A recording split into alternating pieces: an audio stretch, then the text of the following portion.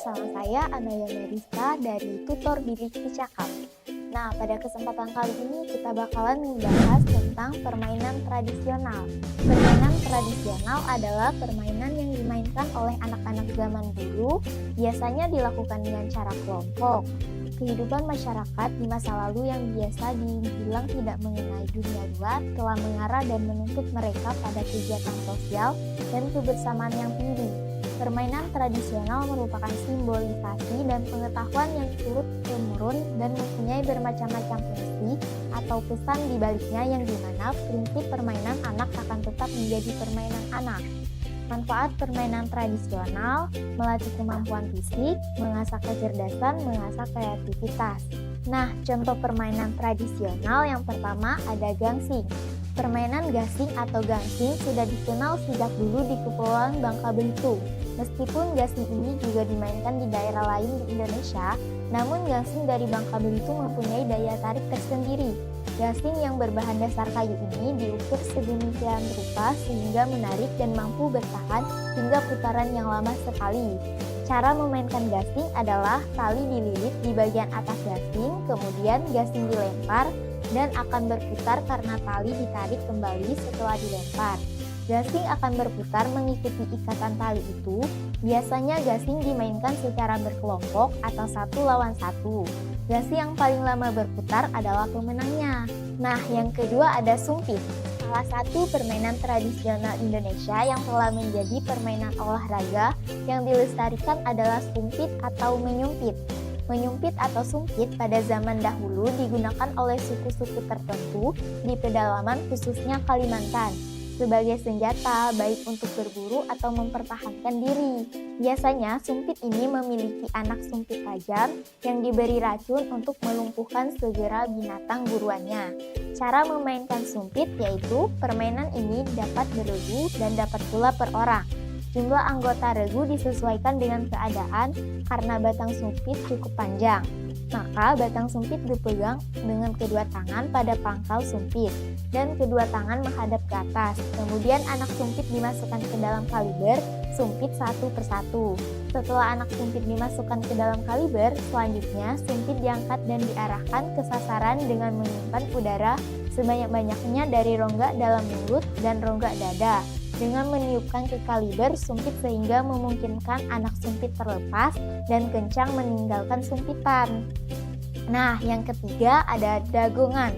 Dagongan adalah permainan tradisional rakyat Minahasa yang mempergunakan bambu dengan ukuran tertentu sebagai alat mengadu kekuatan untuk saling mendorong antara regu yang satu dengan regu yang lain. Permainan olahraga tradisional dagong ini merupakan kebalikan dari permainan tarik tambang. Untuk tarik tambang dalam cara bermain dengan saling menarik, sedangkan untuk permainan dagong, kedua regu saling mendorong sekuat tenaga untuk mencari kemenangan. Nah, cara memainkan dagong sebelum permainan dimulai, pemimpin dari kedua regu melakukan undian untuk menentukan pemain dan tempat. Kedua hakim garis menghitung jumlah pemain dan memeriksa posisi silang dari kedua regu. Wasit memberi aba-aba siap, semua pemain dalam posisi pemegang bambu untuk bersiap melakukan dorongan. Kemudian aba-aba ya, kedua regu saling mendorong bambu lurus ke depan lawan. Posisi bambu berada dan sejajar di dada. Salah satu tangan mengapit bambu, pandangan lurus ke depan lawan saat melakukan dorongan. Pertandingan dinyatakan selesai apabila salah satu regu memenangkan 2 kali dorongan. Nah, yang keempat ada terompah panjang. Terompah panjang adalah permainan tradisional yang mempergunakan kayu panjang dengan ukuran tertentu sebagai alat mengadu kecepatan dengan menempuh jarak yang telah ditentukan. Permainan ini dilakukan oleh 3 atau 5 dalam sepasang terompah panjang. Terompah disesuaikan dengan jumlah pelaku yang mempergunakannya.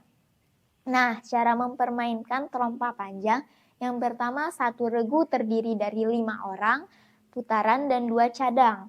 2. Start di belakang garis dan peserta berada di terompah.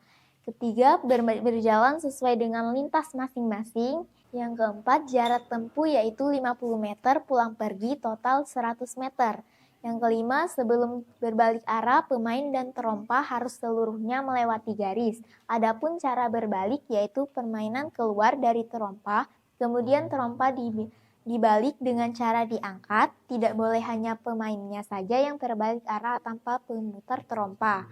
Yang keenam, setelah berbalik, urutan posisi pemain harus sama seperti sebelumnya. Yang ketujuh, pada saat mengangkat trompa untuk berbalik, tidak boleh mengganggu pemain lain.